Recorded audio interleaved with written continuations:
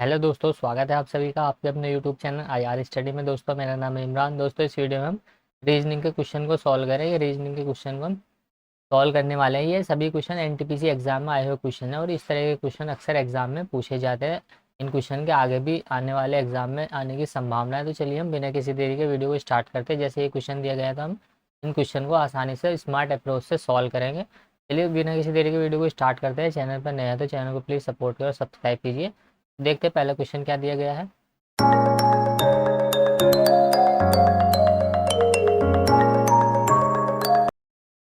तो देखिए इसमें पहला क्वेश्चन दिया गया है कि छह व्यक्ति है। शिक्षक है, वकील है, डॉक्टर, राजनेता, कलाकार और एक लेखक है।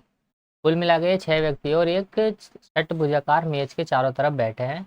और ये इस प्रकार बैठे हुए हैं कि शिक्षक डॉक्टर और वकील के बीच में बैठा हुआ है, ये मध्य में बैठा हुआ है, और राजनेता डॉक्टर के बगल में बैठा हुआ है। तो वकील और लेखक के मध्य में कौन बैठा है, इनके बीच में कौन बैठा हुआ है, ये हमें इस क्वेश्चन में बताना है। तो देखिए यहाँ पर एक षटभुज दिया गया है, तो सबसे पहले हम क्या करेंगे, षटभुज बना लेंगे। इस तरीके का हम एक आकृति को बना लेंगे। तो देखिए जैसे जैसे क्वेश्चन में कहा गया है वैसे वैसे हमें इसको सॉल्व करना है। यहाँ पर ये नहीं कहा गया कि वे बाहर की मुंह करके बैठे हैं या अंदर की ओर, तो जब भी नहीं कहा जाए तो हम इनको अंदर की तरफ ही मानेंगे। तो देखिए क्वेश्चन यहाँ से स्टार्ट होता है। ये क्वेश्चन यहाँ से कहा गया है कि और डॉक्टर शिक्षक डॉक्टर और वकील के बीच में बैठा है। तो देखिए डॉक्टर, मान लीजिए यहाँ पर ये डॉक्टर बैठा है और यहाँ पर ये वकील बैठा है। तो इन दोनों के बीच में कौन बैठेगा, शिक्षक बैठेगा। क्वेश्चन में कहा गया है कि शिक्षक डॉक्टर और वकील के बीच में बैठा है, यानी मध्य में बैठा है। आगे क्वेश्चन में कहा गया है कि राजनेता डॉक्टर के बगल में बैठा है। ये डॉक्टर है, इसके बगल में हम यहाँ राजनेता को बिठा देते हैं, तो यहाँ राजनेता बैठा है। फिर आगे क्वेश्चन में कहा गया है कि वकील और लेखक के बीच में कौन बैठा है, ये हमें बताना है। तो देखिए दो व्यक्ति बच गए हैं। हमें क्वेश्चन में बताना है कि वकील, ये वकील है, यहाँ पर ये क्वेश्चन में जो दिया गया है ये वकील है। यहाँ पर ये जो यहाँ पर है ये बैठा है, ये वकील है। वकील और यहाँ पर कहा गया कि वकील और लेखक के मध्य में कौन बैठा। तो देखिए यहाँ पर लेखक कहीं पर भी नहीं बैठा, तो लेखक को हम यहाँ पर बिठा देंगे और इनके बीच में जो बैठेगा वो हमसे क्वेश्चन में पूछा गया। तो देखिए कौन बचा है यहाँ पर, वो ही हमारा आंसर हो जाएगा। देखिए यहाँ पर कलाकार बच गया, तो कलाकार कहाँ है, यहाँ पर बैठेगा। तो देखिए वकील है ये और ये लेखक है, इनके बीच में जो बैठा है वो कलाकार बैठा है। तो ऑप्शन बी हो जाएगा इस क्वेश्चन का राइट आंसर। इस तरीके से स्टेप बाय स्टेप हम क्वेश्चन को सॉल्व कर लेंगे। तो देखिए अगला क्वेश्चन क्या दिया गया है। तो देखिए क्वेश्चन में कहा गया है कि मनोज सपना का पति है। तो यहाँ पर हम डायरेक्टली लिखते चलेंगे, ये मनोज है और ये सपना है। ये क्या है, आपस में विवाहित है, तो हम वाई से डिनोट करते हैं, प्लस का निशान लगा दें, माइनस का। इससे क्या होगा, जेंडर पता चल जाएगा कि उसका जेंडर क्या है। मनोज क्या है, ये सपना का पति है। आगे क्वेश्चन में कहा गया है जिसकी माँ नीलम है। जिसकी माँ नीलम है, किसकी माँ नीलम है, सपना की माँ नीलम है। तो देखिए सपना की माँ नीलम है, तो नीलम को हमने यहाँ पर बना दिया। ये क्या है, इस सपना की माँ है। पेन कलर चेंज करके मैं आपको बताऊंगा, देखिए जिससे आपको कन्फ्यूजन ना हो। आगे क्वेश्चन में कहा गया है कि नीलम का पोता आदित्य है जो शेफाली का भाई है। नीलम का पोता आदित्य है, इसका मतलब नीलम का कोई, इसका सपना कोई ना कोई भाई है। मान लीजिए वो एक्स है और इसका बेटा कौन है, आदित्य है। क्योंकि जब इसका बेटा ये आदित्य होगा तभी तो ये नीलम का पोता होगा। तो इसलिए हमने यहाँ पर क्या है, ये जो भी है इसका बेटा नीलम का, इसका बेटा कौन है, आदित्य है। और आगे क्वेश्चन में कहा गया है कि आदित्य शेफाली का भाई है। तो इसका आदित्य किसका भाई है, ये शेफाली का भाई है। तो शेफाली को हम एस वाई से डिनोट करते हैं। ये क्या है, शेफाली आदित्य की बहन हो गई।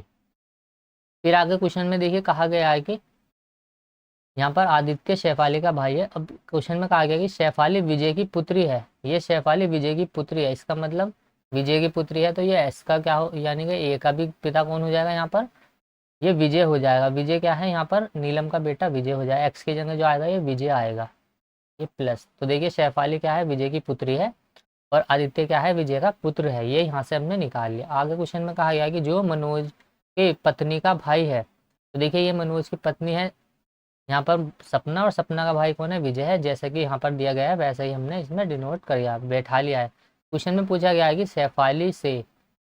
सपना शेफाली से किस प्रकार संबंधित है। ये हमसे पूछा गया है कि सपना शेफाली से यहाँ पर लगा हुआ है सपन शेफाली के पास, तो शेफाली के रिस्पेक्ट में हमें सपना को देखना है कि वो उसका क्या लगती है। तो देखिए यहाँ पर पूछा गया है कि शेफाली से सपना किस प्रकार संबंधित है। तो देखिए सपना क्या है, ये इसके पिता की बहन है। सपना इसके पिता की बहन है, तो सैफ अली के पिता की जब ये बहन होगी तो ये सैफ अली की क्या लगेगी, बुआ लगेगी। ऑप्शन सी होगा इस क्वेश्चन का राइट आंसर। सपना सैफ अली की बुआ हो जाएगी। ऑप्शन सी होगा इस क्वेश्चन का राइट आंसर। तो देखिए जैसे जैसे क्वेश्चन में कहा गया है वैसे वैसे आपको इस तरीके से बिठा लेना और कन्फ्यूजन ना हो, इसलिए आप प्लस माइनस से इनके जेंडर को दर्शाएंगे। जो भी नंबर मतलब जो भी जनरेशन बड़ी होती है उसको हम ऊपर लिखते हैं। जैसे यहाँ पर ये इसकी क्या है, शेफाली की दादी हो जाएगी नीलम, तो नीलम को हमने ऊपर लिखा और जो जो छोटी जनरेशन होती है उसको हम नीचे लिखते हैं। क्वेश्चन नंबर 3 दिया गया है कि उस ये जितना भी यहाँ पर देखिए यहाँ से यहाँ तक जो दिया गया है इसको तो आप छोड़ ही दीजिए, आप तो सीधा यहाँ से देखिए इनका रिलेशन क्या दिया गया है। गत्ते का बॉक्स है, कांच का गिलास है और लकड़े का स्टूल है। गत्ते का बॉक्स है, कांच का गिलास है, लकड़े का स्टूल है। कोई तीनों में मैच नहीं होता हुआ दिख रहा है, इसका मतलब अलग अलग हो जाएगा। ऑप्शन ए होगा इस क्वेश्चन का राइट आंसर, क्योंकि गत्ते का बॉक्स अलग है, कांच का गिलास अलग है और लकड़े का स्टूल अलग है, तीनों में कोई रिलेशन स्थापित होता हुआ नहीं दिख रहा है। तो ऑप्शन ए होगा इस क्वेश्चन का राइट आंसर। क्वेश्चन नंबर 4 दिया गया है, देखिए ये अच्छा क्वेश्चन है, इस तरीके के क्वेश्चन अक्सर एग्जाम में पूछे जाते हैं। तो देखिए इसको हम सॉल्व करना स्टार्ट करते हैं। क्वेश्चन में कहा गया है कि एक कॉलेज एक छात्र या छात्रा को दो विषयों इस तरह चुनने को कहता है कि यदि कोई छात्र दर्शन शास्त्र का अध्ययन करता है तो उसे फ्रेंच का अध्ययन करना होगा। यहाँ तक देखिए, अगर वो दर्शन शास्त्र लेता है तो उसको फ्रेंच भी लेना पड़ेगा, मतलब दर्शन शास्त्र जो है वो सीधा सीधा संबंधित है फ्रेंच से। ये क्या है, फ्रेंच से संबंधित है। आगे देखिए क्वेश्चन में कहा गया है, क्वेश्चन में आगे कहा गया है कि यहाँ से हम यहाँ तक हमने सॉल्व कर लिया, जो इतिहास का अध्ययन करता है वह मनोविज्ञान नहीं चुन सकता। तो देखिए इतिहास का संबंध मनोविज्ञान से नहीं दिए गए, ये इतिहास है, और जो इतिहास का अध्ययन करता है वो मनोविज्ञान को नहीं चुन सकता। देखिए इनमें जो है नकारात्मक रिलेशन दिया गया है। फिर आगे क्वेश्चन में कहा गया कि फ्रेंच, तो पेन कलर का चेंज कर लेते हैं हम। क्वेश्चन में कहा गया है कि फ्रेंच का अध्ययन करने वाला छात्र इतिहास का अध्ययन नहीं कर सकता। तो फ्रेंच वाला भी इतिहास का अध्ययन नहीं कर सकता। देखिए जो फ्रेंच का अध्ययन करता है वह इतिहास को भी नहीं चुन सकता। जैसे जैसे कहा गया है वैसे वैसे आपको जल्दी जल्दी ये लिख लेना है। देखिए इस तरह के क्वेश्चन अक्सर एग्जाम में आते हैं, और अगर आप इनको स्किप करते जाएंगे, क्योंकि यही आपके प्लस पॉइंट होते हैं, इन्हीं क्वेश्चन से क्या है आपकी रैंक बनती है, यानी कि आपको आप दूसरे से आगे निकल जाते हैं। जो क्वेश्चन आपको आता है वो समझ लीजिए दूसरों को भी आता है, आप दूसरे से नया क्या कर रहे हैं एग्जाम में, वो ही आपको क्या है आगे लेकर के जाता है, यानी कि उससे आपकी परसेंटाइल बढ़ती है। अगर ये क्वेश्चन आपने कर लिया और दूसरे ने नहीं कर तो आप दूसरों से आगे हो जाएंगे, क्योंकि जो क्वेश्चन दूसरे ने सॉल्व किए हैं वो आपने भी सॉल्व किए हैं, और जो आपने सॉल्व किया है वो दूसरों को भी आता है। इसका मतलब आपको दूसरे से कुछ ना कुछ नया करना होगा। ऐसा नहीं कि क्वेश्चन आपने देखा और आप इसको स्किप करके आगे बढ़ गए, लेकिन आपको ट्राई करना जरूर चाहिए इन क्वेश्चन को। तो देखिए यहाँ पर कहा गया है कि जो फ्रेंच का अध्ययन करता है वह इतिहास का अध्ययन नहीं कर सकता। तो यहाँ तक हमने देख लिया था। आगे क्वेश्चन में देखिए अब कहा गया है कि आगे क्वेश्चन में कहा गया है कि देखिए छात्र फ्रेंच छात्र स्पेनिश का विकल्प नहीं चुन सकता। फ्रेंच वाला स्पेनिश को भी नहीं चुन सकता, फ्रेंच स्पेनिश को भी नहीं चुन सकता। तो देखिए फ्रेंच जब स्पेनिश को भी नहीं चुन सकता, यहाँ पर कहा गया है कि फ्रेंच वाला स्पेनिश को भी नहीं चुन सकता। केवल इतिहास के छात्र ही राजनीति विज्ञान का अध्ययन कर सकते हैं। तो देखिए यहाँ पर डायरेक्टली सीधा सीधा हमें रिलेशन दे दिया। इतिहास जो है वो इतिहास वाला क्या करेगा, राजनीति विज्ञान लेगा। तो इतिहास को हम यहाँ पर लिखेंगे, इतिहास वाला क्या करेगा, ये राजनीति विज्ञान लेगा, राजनीतिक विज्ञान। देखिए राजनीति विज्ञान का इसमें आपस में सीधा सीधा रिलेशन हमें यहाँ पर दे दिया। फिर आगे क्वेश्चन में देखिए कहा गया है कि इतिहास तक हमने देखिए यहाँ तक कर लिया। तो मनोविज्ञान के किसी भी छात्र ने समाजशास्त्र का विकल्प नहीं चुना। देखिए मनोविज्ञान वाला क्या है, समाजशास्त्र तो नहीं ले सकता, समाजशास्त्र ये नहीं लेगा। आगे क्वेश्चन में कहा गया है कि यदि ऐसा हो तो मनोविज्ञान के छात्र को किस विषय का अध्ययन करना होगा, यानी मनोविज्ञान के साथ में देखिए समाजशास्त्र तो वो नहीं चुन सकता। तो ये ऑप्शन सी तो इस क्वेश्चन का आंसर नहीं हो सकता, ये इसका आंसर नहीं हो सकता। आगे क्वेश्चन में कहा गया कि मनोविज्ञान वाला क्या है, इतिहास भी नहीं चुन सकता, तो इतिहास भी इसका आंसर नहीं हो सकता। इसके अलावा मनोविज्ञान वाला क्या है, यहाँ पर क्या क्वेश्चन में कहा गया कि फ्रेंच वाला स्पेनिश का अध्ययन नहीं कर सकता। तो फ्रेंच और स्पेनिश अलग है, इनका तो कोई रिलेशन ही नहीं है। मनोविज्ञान वाला का यहाँ पर दिया गया इतिहास वाला सिर्फ राजनीति विज्ञान का ही अध्ययन कर सकता है। इसका मतलब ये राजनीति भी आंसर नहीं हो सकता, क्योंकि ये इतिहास के साथ में जाएगा। और फ्रेंच वाला क्या कर सकता है, दर्शन वाला ये अध्ययन कर सकता है। तो ये दोनों क्या हो गए, आपस में रिलेशन हो गए।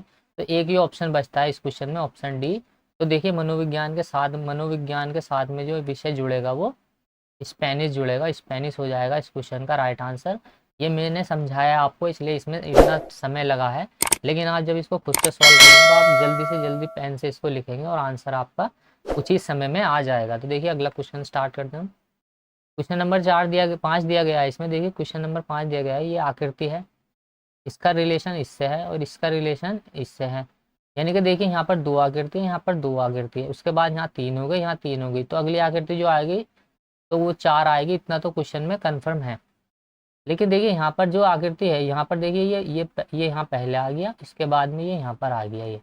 फिर देखिए यहाँ पर दूसरे नंबर पे क्या दिया गया है इसमें, जैसे आपने देखा ये पहले यहाँ पर आ गया, ये बीच वाला नंबर यहाँ पर आ गया और एक यहाँ पर आकृति बढ़ाकर लिख दी गई है। फिर दूसरे नंबर पर देखिए यहाँ पर क्या किया गया है, दूसरे नंबर पर यहाँ पर किया गया है, देखिए ये जो यहाँ पर त्रिभुज है ये तो ऐसा कैसे यहाँ बराबर में लिख दिया। उसके बाद ये बीच वाला बीच में आ गया और ये साइड वाला यहाँ पर साइड में चला जाएगा। तो यहाँ पर जो आएगा ये पहले वाला नंबर जो गोले में मैंने बनाया है ये शुरू में यहाँ पर आ जाएगा इस तरीके से। तो देखिए एक ही ऑप्शन में ये यहाँ पर दिया गया है ये इस तरीके से। लेकिन यहाँ पर देखिए दूसरे नंबर पर कौन सा नंबर आएगा, ये बीच वाला तीरे का निशान आएगा और फिर ये त्रिभुज आएगा और एक यहाँ पर पॉइंट और बढ़ जाएगा क्योंकि आकृति यहाँ पर 4 हो जाएगी। तो ऑप्शन डी होगा इस क्वेश्चन का राइट आंसर। इसका जो रिलेशन बनेगा वो डी के साथ बनेगा। इस तरीके से इन क्वेश्चन को आपको ध्यान से सॉल्व करना है, ध्यान से देख, क्योंकि इन्हीं क्वेश्चन में जल्दीबाजी में क्या है मिस्टेक हो जाती है और आते हुए क्वेश्चन भी गलत हो जाते हैं। क्वेश्चन नंबर देखिए 6 दिया गया है, ये इंपॉर्टेंट क्वेश्चन है और इस क्वेश्चन को आप सॉल्व कीजिएगा, खुद से सॉल्व कीजिएगा। देखिए क्वेश्चन यहाँ पर दिया गया है ये,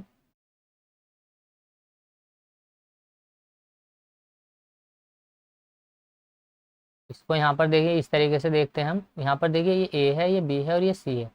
देखिए इनके बीच में जो एक नंबर मिस है वो कौन सा है, नंबर डी मिस है।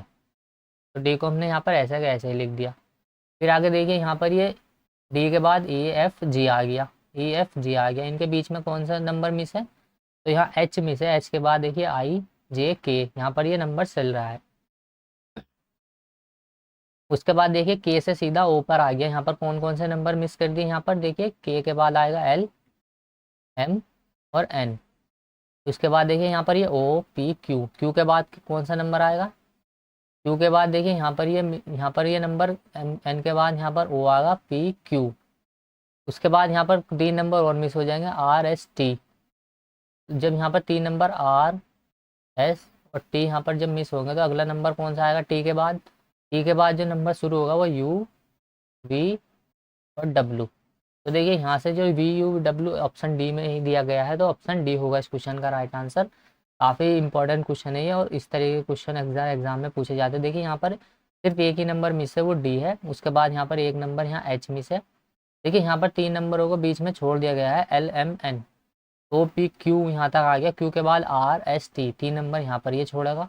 3 नंबर के बाद जो अगले नंबर आएंगे वो आएगा यू वी और डब्लू। तो देखिए यू वी डब्लू होगा इस क्वेश्चन का राइट आंसर। यहाँ पर जो आएगा अगला नंबर वो आएगा यहाँ पे यू, ये आ जाएगा यू वी और डब्लू। क्वेश्चन नंबर 8 दिया गया है। देखिए क्वेश्चन नंबर 8 दिया गया है, कथन निष्कर्ष पर आधारित क्वेश्चन है ये। तो देखिए ये जितने भी नंबर यहाँ पर आपको ये दिखा हुआ लिखा हुआ, इसको आपको पढ़ना नहीं है, इसमें आपको टाइम वेस्ट नहीं करना है। डायरेक्टली आपको क्वेश्चन कथन से स्टार्ट करना है। यहाँ पर क्वेश्चन में कहा गया है कि सभी इंजीनियर स्नातक है यानी ग्रेजुएट है। तो ये इंजीनियर है और ये सारे के सारे इंजीनियर क्या है, स्नातक है। इसको हमने एस से डिनोट किया है। आगे क्वेश्चन में कहा गया है कि सभी स्नातक क्या है, सफल है। इस सारे के सारे स्नातक सफल है। तो देखिए यहाँ से हमें क्या है निष्कर्ष निकालना है, निष्कर्ष हम निकालेंगे। अब क्वेश्चन में कहा गया है कि सभी सफल स्नातक है, तो देखिए ये सफल है और सभी सफल स्नातक है। तो देखिए सभी सफल तो स्नातक नहीं है, लेकिन सभी स्नातक क्या है, सफल है। क्वेश्चन पहला तो निष्कर्ष क्या है, गलत हो गया। दूसरा देखते हैं हम, सभी इंजीनियर सफल है, तो देखिए ये इंजीनियर है और सभी इंजीनियर क्या है, सफल है। तो दूसरा निष्कर्ष क्या है, सही हो जाएगा। ऑप्शन ए होगा इस क्वेश्चन का राइट आंसर। केवल निष्कर्ष 2 सही है। क्वेश्चन नंबर 8 दिया गया है। देखिए इंपॉर्टेंट क्वेश्चन है, ये भी एनटीपीसी एग्जाम में आएगा क्वेश्चन है और ये इसको हम देखिए यहाँ पर कैसे सॉल्व कर सकते हैं। देखिए यहाँ पर या तो 3 नंबर में इस तरीके से रिलेशन स्थापित होता है इन नंबरों में, या फिर 3 नंबरों में इस तरीके से इसमें रिलेशन स्थापित होता है। तो देखिए किसी भी तरीके से इन नंबरों को वो अरेंज करके पूछ सकता है। तो देखिए यहाँ पर जो इस क्वेश्चन में अरेंजमेंट बनेगा वो इस तरीके से बनेगा। देखिए यहाँ पर ये 30 है और ये 56 है, 30 प्लस के 56, इनको क्या करेंगे हम ऐड करेंगे और इसमें भाग लगा देंगे हम 2 का। तो देखिए इसको जब हम ऐड करेंगे 6 का 6 आ जाएगा यहाँ, 5 3 8। तो देखिए 86 बट्टे में 2, तो जब आगे हमने देखा तो यहाँ जाएगा ये 43। इसमें से क्या करा, एक माइनस करा, तो अगला नंबर जो आएगा ये 42 आएगा। तो देखिए 42 क्या है, इसके बीच में लिखा है, यानी कि इन दोनों का योग करके आधा किया और उसमें से एक माइनस करके अगला नंबर प्राप्त होगा।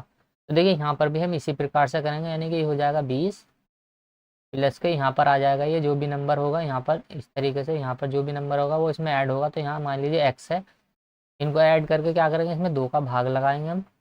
2 का भाग लगाने के बाद जो भी नंबर आएगा क्या है, वो उसका एक कम लिखेंगे हम। ये क्या है, 30 जो लिखा हुआ है, जो भी नंबर आया है उसका एक कम है, इसका मतलब यहाँ 31 आएगा इनको भाग लगाने पर।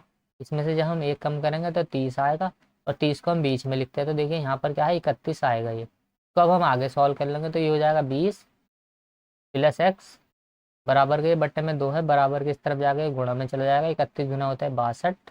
तो आगे हम इसको जब सॉल्व करेंगे तो एक्स की वैल्यू यहाँ से निकल के आ जाएगी 62 माइनस के 20।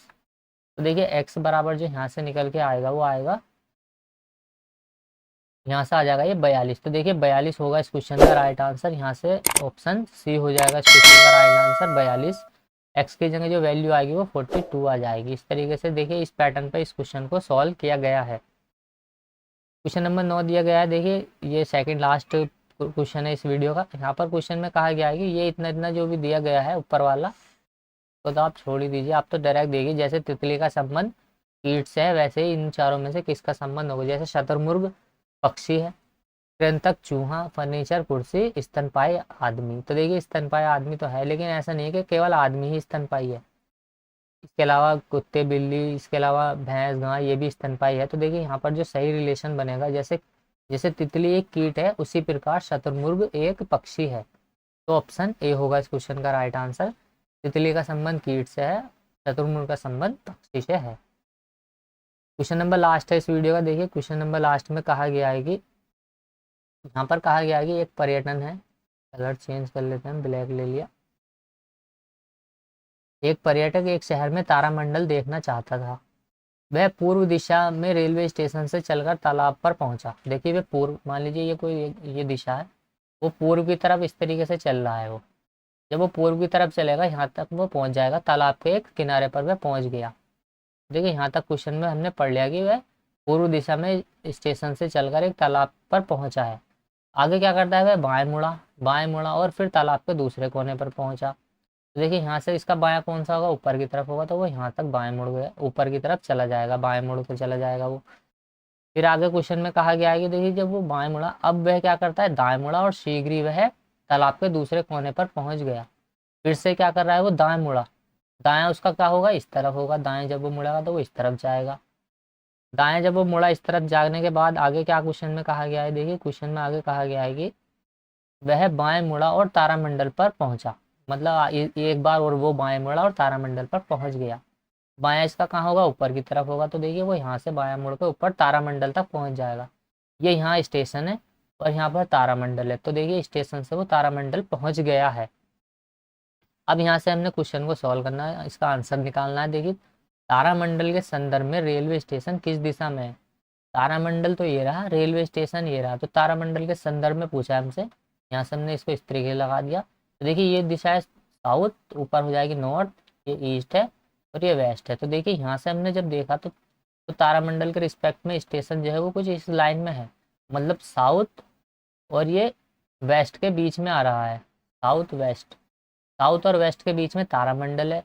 तो इसका आंसर जो हो जाएगा वो दक्षिण पश्चिम हो जाएगा, ऑप्शन डी हो जाएगा इस क्वेश्चन का राइट आंसर। तारामंडल के संदर्भ में स्टेशन जो है वो दक्षिण पश्चिम दिशा में है।